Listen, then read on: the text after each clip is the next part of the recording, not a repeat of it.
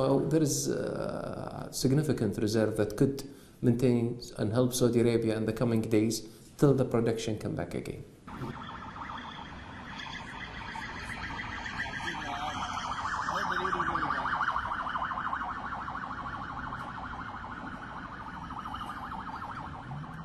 The stock market has been affected, especially petchem sector.